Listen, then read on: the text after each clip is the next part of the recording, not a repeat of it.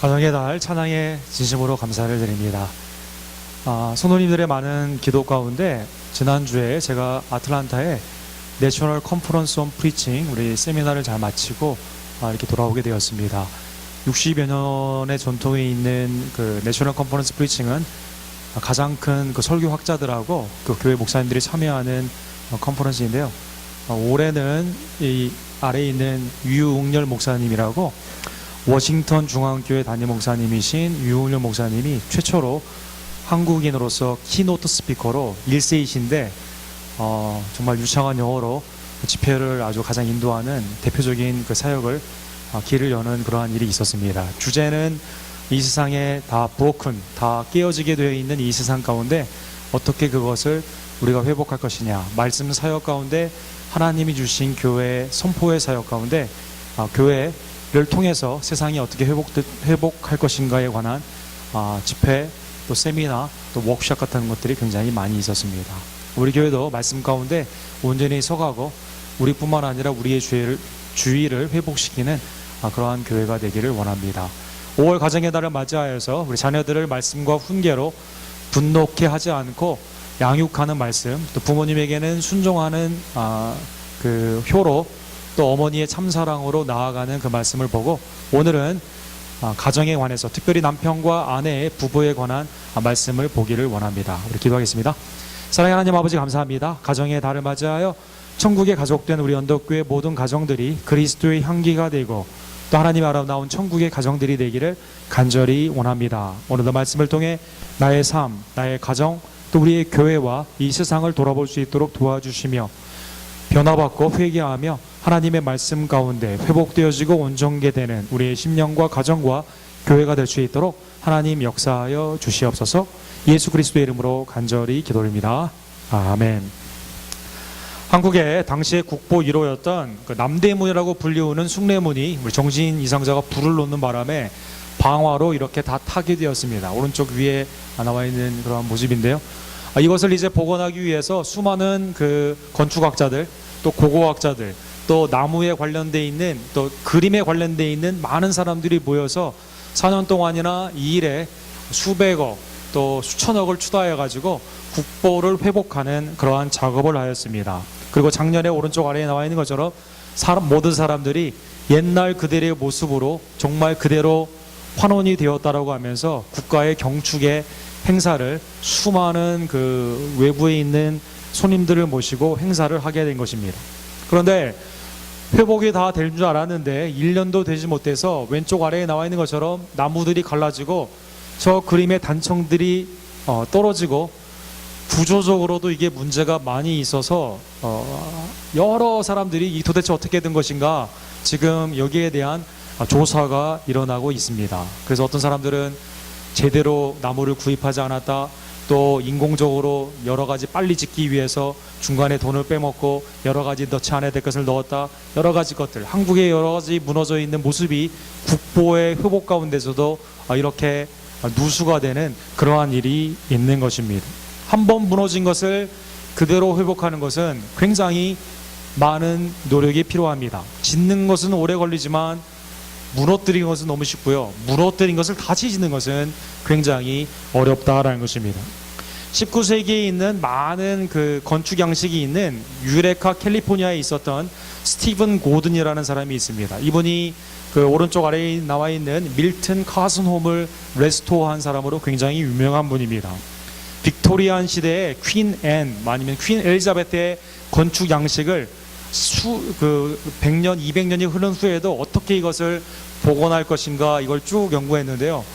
이걸 짓다 보니까 주위에 있는 사람들이 너무 여기에 관심이 많고 이렇게 하기를 원한 것이죠. 그래서 이참에 그러면 내가 한번 이 사업에 한번 해야겠다라고 해서 레스토레이션 하드웨어라는 그 샵을 내게 됐습니다. 우리 휴스턴에도 있는 걸로 알려져 있는데 옛날 것처럼 보이는데 새 것인데 옛날 것처럼 보이는 그러한 모습으로 있는 것이죠. 옛날 것을 무너뜨리고 그냥 새 걸로 짓는 것이 아니라 옛날 것을 옛날 그대로 다시 복원을 시키는 그러한 일이 아이디어가 되어서 이 회사가 굉장히 번창하고 있습니다. 집도 무너지게 되면 건축이라도 다시 세우는 것은 굉장히 힘이 듭니다. 건강, 우리의 건강이 한번 무너지게 되면 옛날만큼 회복되는 것은 굉장히 어렵죠. 기업, 또 우리의 직장, 한번 잃어버리면, 한번 줄어들게 되면 다시 세우는 것은 굉장한 노력이 필요한 것입니다. 인간관계, 한번 깨어지게 되면 전에처럼 회복하는 것은 굉장히 어렵다는 것입니다. 그러면 가장 인간관계의 핵심이라고 보여지는 아내와 남편의 관계가 깨어졌을 때 그것은 어떻게 또 얼마나 많은 노력이 회복 가운데 필요하게 될까요? 오늘 본문에 보면 하나님과 이스라엘의 관계가 호세아와 고멜이라는 그 관계로 소위 말하는 액션 패러블, 삶 가운데 비유로 나타나는 선지자의 사역으로 나타나고 있습니다. 다른 선지자들에 비해 가장 어려운 사역을 맡았던 분은 호세아라는 선지자입니다. BC 8세기에 이스라엘이 멸망해 가는 가운데 하나님의 선지자로 부름을 받았는데요. 말씀만 선포하는 것이 아니라 하나님이 시키는 대로 행동으로 비유적으로 보여줘야만 된다라는 것입니다. 하나님은 호세아 1장 2절에 보면 너무나 예상치 못한 그러한 명령을 호세아에게 말씀하십니다. 너는 가서 음란한 여자를 맞이하여 음란한 자식을 낳아라.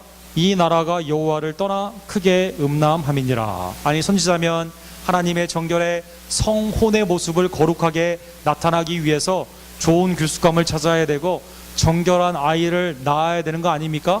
그런데 하나님은 오히려 타락한 이스라엘의 비유적인 모습으로 호세아에게 음란한 여인 고멜을 찾아가라라는 것입니다. 표에 나와 있는 것처럼 이것은 실제와 성경의 상징과 그 의미를 살펴볼 필요가 있습니다. 본문에서 호세아는 누구를 상징합니까? 하나님을 상징하는 것입니다. 음란한 여인 고멜은 타락한 이스라엘, 북이스라엘을 상징하고 있는 것입니다. 그가 낳은 첫 번째 아들 이스라엘은 여로암 2세의 멸망을 상징하는 그 이름이며 딸인 로후하마, 하나님의 긍휼이 이 땅에 다시는 없음을 의미하는 것이며 마지막 자녀인 로암리에게는 이제 더 이상 너희는 내 자녀가 아니다라고 이름 짓게 된 것입니다. 여러분, 호세아가 고멜을 통해 아들을 낳았는데 로암리 마지막 셋째에게 이름을 부르는데 부름을 받는 그 자녀의 마음은 어떨까요? 내 백성이 아니다 라고 부르게 될 때, 그죠? 딸을 부르게 되는데 로후하마, 난 너 불쌍히 여기지 않아, 사랑하지 않아 라고 할 때 얼마나 기분이 안 좋겠습니까?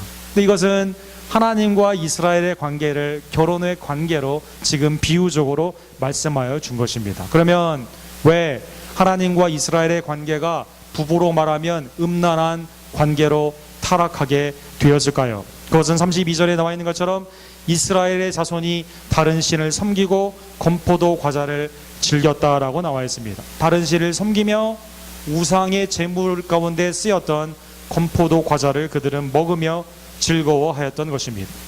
예레미야 7장 18절에 같은 동시대의 배경이 이렇게 나와 있습니다. 자식들은 나무를 줍고 아버지들은 불을 피우며 우상에게 제사를 지낼 나무들을 모으는데 온 식구가 동원이 된 것입니다. 부녀들은 가루를 반죽하여 하늘의 여왕을 위하여 과자를 만들며, 부녀들은 음식을 만드는데 누구를 위해 만듭니까? 우상을 위해 만든다라는 것입니다. 그들이 또 다른 신에게 전제를 부음으로 나의 노를 일으켰다라는 것입니다. 호세아가 잘못한 게 아무것도 없습니다. 하나님이 잘못한 게 아무것도 없습니다. 고멜이 음란하여 다른 남자에게 간 것이며 이스라엘이 우상 숭배하여 하나님을 떠나 엉뚱한 우상들에게 갔다라는 것입니다. 건포도의 과자, 당시에 이것은 매우 귀중한 음식이었다고 합니다. 오른쪽에 나와 있는 그림처럼 바알 제사에 드리게 될 때 특별히 바알의 여성형인 에슈라라는 그 우상에게 드리게 될 때 여성의 모습으로 건포도 케이크를 만들고 이것을 먹었다라고 합니다. 그래서 하나님이 나 요즘 건포도 건강을 위해 먹는데 이거 금지되는 음식 아니냐? 그게 아니라 당시의 우상에 쓰였던 대표적인 음식이 되었다라는 것입니다. 한국의 비교 종교학의 대가이신 김기곤 박사님이라는 분이 계십니다. 이분이 무속신앙과 샤머니즘의 우상숭배의 공통점이 하나 있는데요. 그것은 음식이 매우 호화롭다라는 것입니다. 한국이 굉장히 가난했는데요. 제삿날에는 먹을 게 많습니까? 적습니까? 풍성합니다. 없던 돈도 빌려가지고 제사를 드리게 됩니다. 이것뿐입니까? 처녀도 바칩니다. 애기도 바칩니다. 근데 이게 우리 김성호 목사님이 신앙과 매우 밀접하다는 것이죠. 왜 성경이 그것을 우상숭배를 음란이라고 했을까요? 바람피던 남편이 아내에게는 좋은 거 사주지 않고 아까워하면서 첩이나 애인에게는 몽땅 재산을 갖다 붓습니다. 예? 남편에게는 아무것도 하지 않는 짠 아내가 이 제비족에게는 그냥 재산을 갖다 다 넘기게 되는 것이죠. 우상 숭배와 이 인간관계에 있어서 부부관계에 깨어지는 것은 똑같다라는 것입니다. 하나님이 이러한 이스라엘이 다른 곳으로 가고 우상 숭배하는 그 의미를 깨우쳐 주기 위해 호세아라는 선자를 통해 고멜과의 결혼, 자녀의 그러한 이름들을 통해, 그리고 음란한 이 여인의 간음을 통해 영적으로 지금 말씀을 하고 계시는 것입니다. 이스라엘이 이렇게 음란하고 우상숭배를 한다 하더라도 오늘 본문에 복음이 나와 있습니다. 1절 하반부에 보면 그러나 여호와가 그들을 사랑하나니, 이거 놀라운 사랑이죠. 제대로 해주지 않고 엉뚱한 곳에 인생을 허비하는, 사랑을 받고 있는 이 이스라엘에게, 고멜에게 하나님은 여전히 사랑하신다는 것입니다. 너는 또 가서 타인의 사랑을 받아 음녀가 된 그 여자를 사랑하라 하시기로. 하나님의 사랑이 호세아를 통해서 나타나고 있는데 그 사랑은 조건의 사랑이 아닙니다. 긍휼과 죄 사함의 용서를 기반하라고 있다는 것입니다. 한 번 어긋나면 깨어지고 완전히 끝나는 것이 아니라, 깨어졌다 하더라도 오랜 인내가 필요하다 하더라도 회복시키는 사랑이시다라는 것입니다. 가해자가 피해자에게 와서 사과하는 회복이 아니라 피해자가 가해자에게 다시 가서 기회를 주는 그러한 사랑이다라는 것입니다. 자, 이제 하나님이 이스라엘을 다시 사랑하여서 회복하는 이 임무를 호세아가 이미 음란하였고 결혼한 후에도 신실하지 못했던 고멜이라는 그 아내를 찾아가게 됩니다.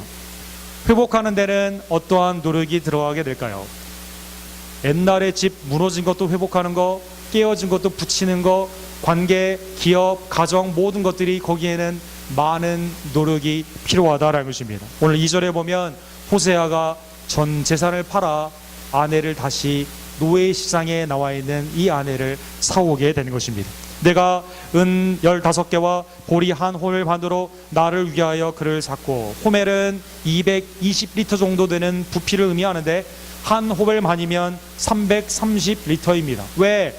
은 30세겔이 여성의 그 노예를 사는 그러한 공정 가격인데요, 15개밖에 없었을까요? 전 재산이 가진 게 호세아가 15개밖에 안 돼요. 그래서 있는 집에 있는 모든 것들을 보리라도 다 팔아가지고 이 여인을 사가지고 다시 집으로 드리게 된다라는 것입니다. 오늘 본문에 샀다라는 이 단어는 리뎀션, 값을 지불하고 그것을 받아왔다라는 그러한 뜻이 되는 것입니다. 아내, 당연히 주장할 수 있고 네가 회개하고 네가 처리하고 다시 들어오라고 해도 받아줄까 말까한 그러한 이 아내를 피해자인 호세아가 가서 전 재산을 팔아 다시 아내를 데려오게 된 것입니다. 이스라엘이 건포도를 먹으며 하늘의 여호와한테 우상 숭배하고 있을 때 하나님이 다시 찾아가서 이스라엘을 회복시키고 사는 거에서는 놀라운 값을 치러주시는 구속적인 사랑이 호세아를 통해 나타난 것입니다. 그러면 이제 가정이 다시 회복이 되었습니다. 가정이 회복되게 되었을 때 호세아는 아내 고멜에게 무엇을 부탁했을까요? 보통 사람 같으면 각서 쓰라고, 응? 그리고 너 이제 앞으로는 다시 이렇게 하면 이렇게 하겠다라고 벌칙 다 쓰게 된다던가, 다시는 너 못 나가니까 자동차 키 주고 집에 바깥에 나갈 생각하지 말라고 감금의 상태로 놓는다던가, 뭐 여러 가지 것들이 있을 수가 있겠죠. 근데 호세아는 무엇을 부탁할까요? 너는 많은 날 동안 너와 함께 지내고 음행하지 말며 다른 남자를 따르지 말라. 너무 조건이 없습니다. 그냥 나와 함께 영원히 살자라는 것입니다. 나와 함께 영원히 살자라는 것입니다. 하나님은 이 말씀을 통해 뭐라고 말씀하십니까? 이스라엘 자손이 많은 날 동안 왕도 없고 지도자도 없고 제사도 없고 주상도 없고 예봇도 없고 드라빔도 없이 지내다가, 회복의 그 과정을 말씀하고 있습니다. 전에는 여기 이스라엘 박물관에 나와 있는 것처럼 이스라엘 백성들이 야곱부터 시작하여 집안마다 이렇게 조그만한 부적같이 이 조각품을 가지고 다니면서 이것이 나의 축복인 양 하나님과 겸하여 섬기게 되는 이러한 주상과 드라빙 같은 것이 있었는데 이제는 그것을 없이 지내게 됩니다. 하나님을 왕으로 섬기지 아니하며 엉뚱한 왕에게 가고 또 제사를 지내고 우상 숭배에 있었지만 이제는 그러한 모든 것들이 정결케 되게 된다는 것입니다.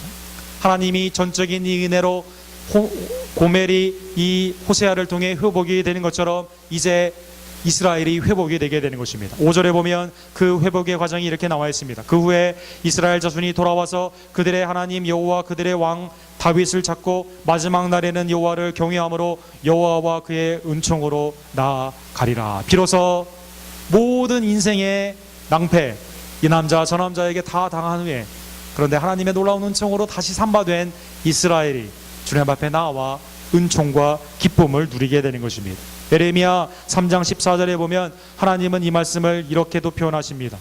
배역한 자식들아 돌아오라 나는 너의 남편이니라.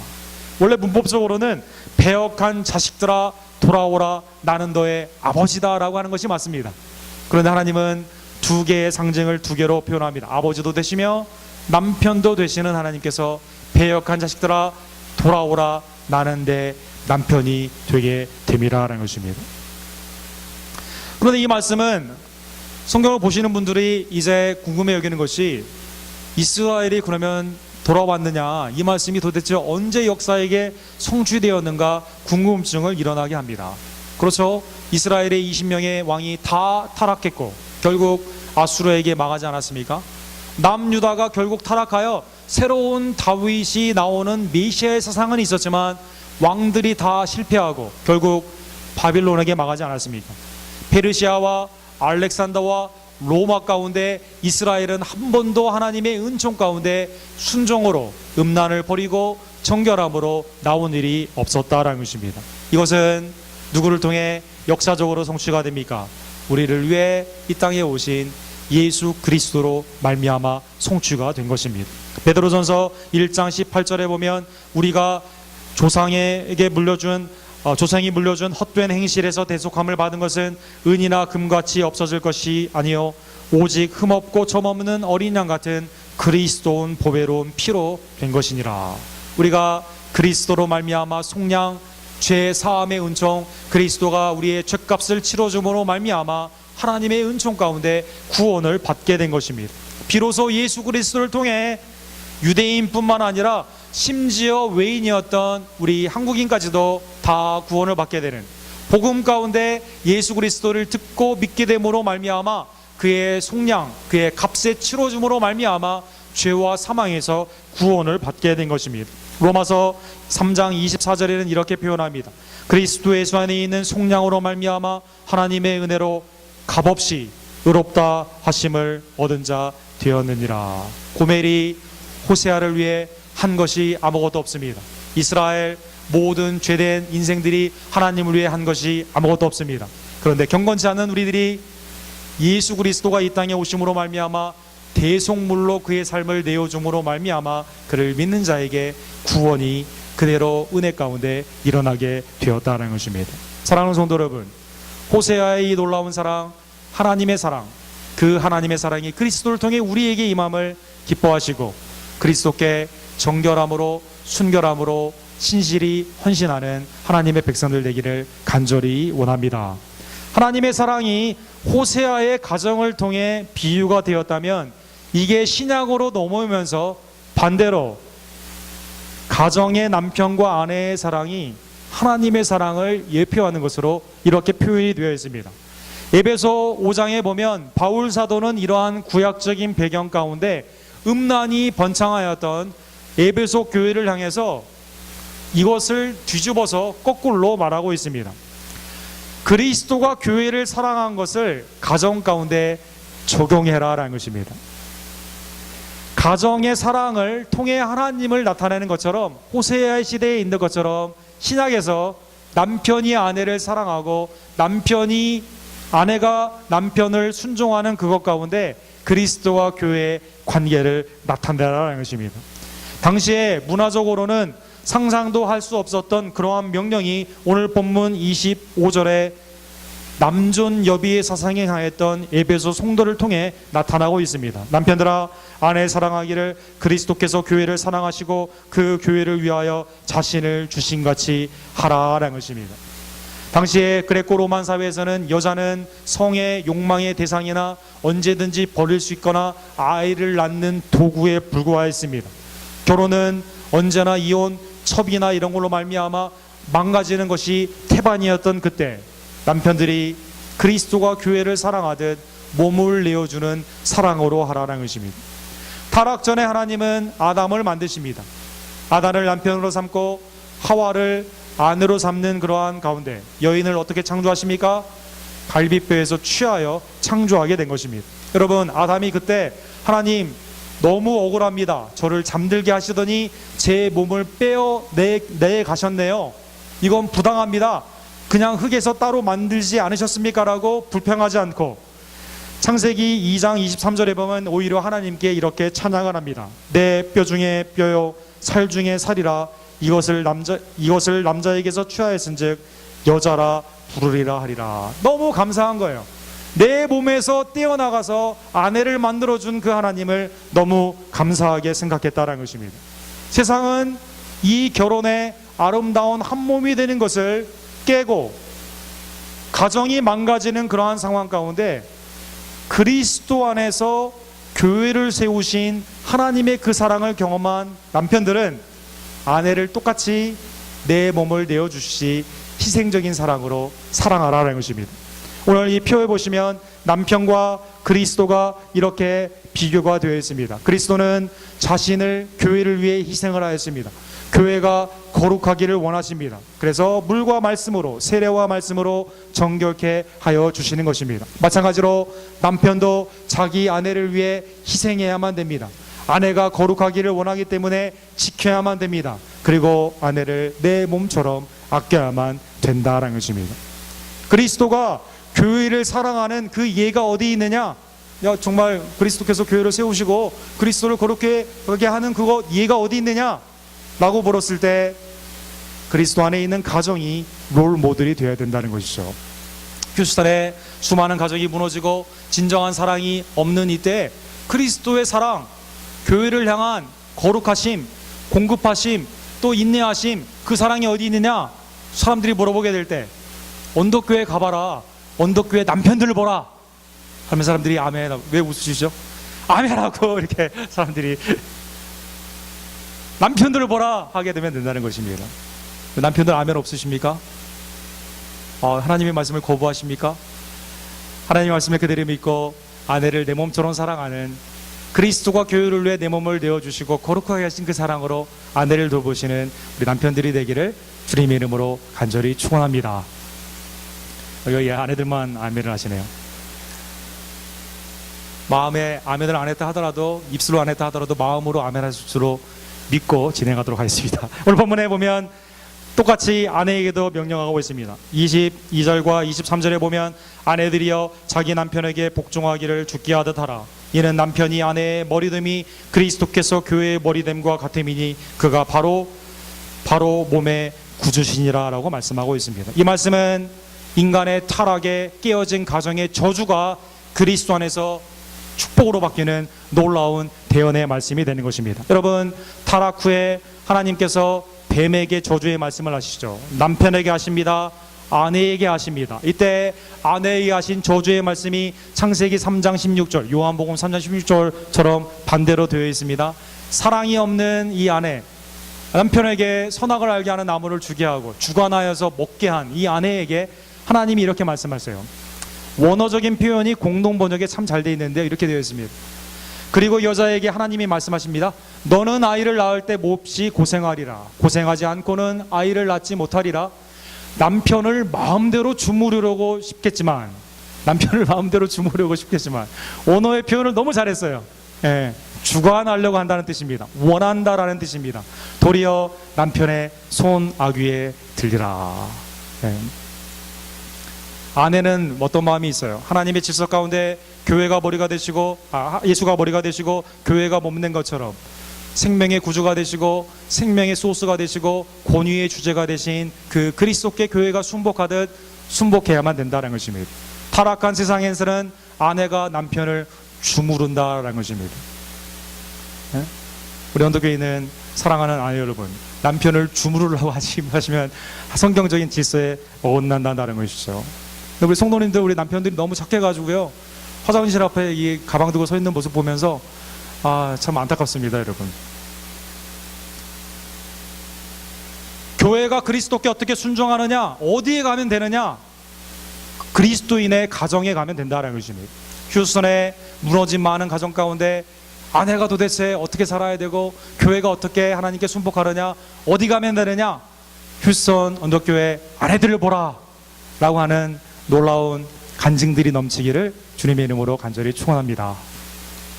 이 남편들 아멘 안 하시면 안 되는데, 오늘부터 화장실에서 가방을 내팽개치시고 이제는 아내를 위해 정결하고 말씀 가운데 지도하시는 영적 지도자가 가정 가운데 되시기를 간절히 원합니다. 여러분, 엘리자벳 엘리엇이라고 저희 신학교 있을 때 교수님으로 계셨던 분인데, 이분의 남편이 짐 엘리엇, 위튼 출신의 5명의 우리 청년들이 에콰도르에 선교에 가게 되죠.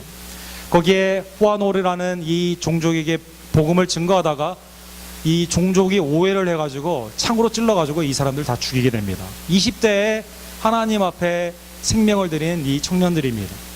20대에 위튼에서 같이 공부하고 결혼을 했는데 남편이 선교에 갔다가 순교하게 된 것입니다.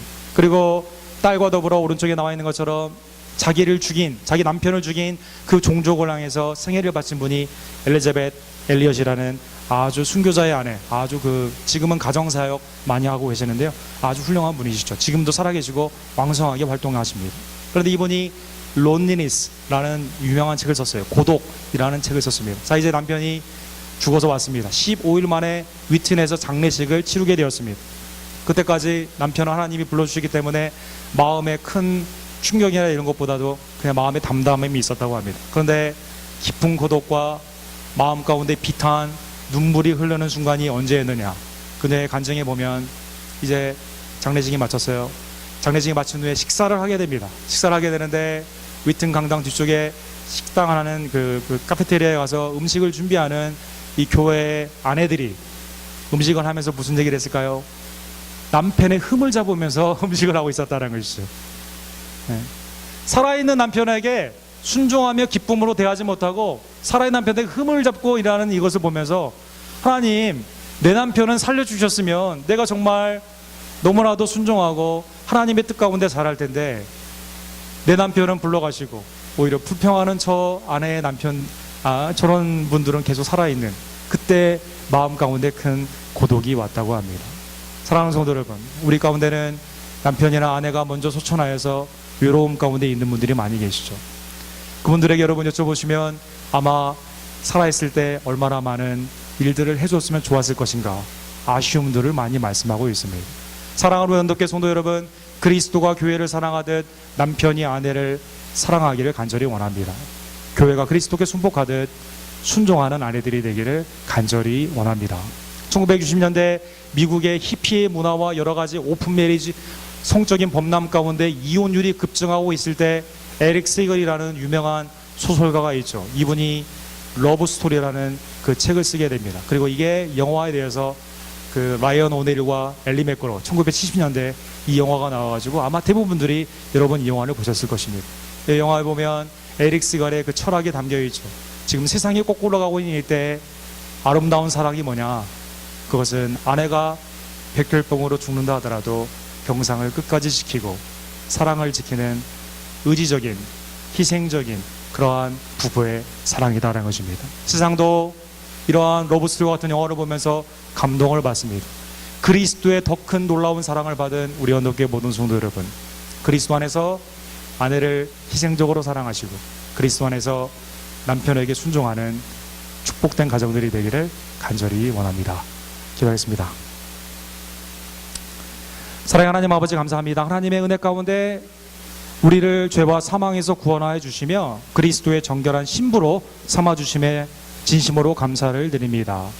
하나님과 이스라엘의 사랑, 호세아와 고멜의 사랑을 통해 희생적인 사랑, 긍휼과 용서의 사랑, 또 그리스도와 교회의 사랑을 통해 몸을 내어주시는 십자가의 사랑, 거룩하고 정결케 하는 사랑, 순종의 사랑을 우리에게 친히 가르쳐 주심에 진심으로 감사를 드립니다. 우리 언덕교회 가정들이 주님의 믿음 안에서 든든히 서갈 수 있도록 주님 역사하여 주시옵소서. 아내를 사랑하되 제 몸처럼 여기며 그리스도가 교회를 위해 몸을 내어준 것처럼 희생적으로 사랑하는 우리 언덕교회 남편들이 되기를 간절히 원합니다. 교회가 그리스도께 말씀 그대로를 순복하듯 남편에게 순종하는 복된 아내들이 되기를 간절히 원합니다.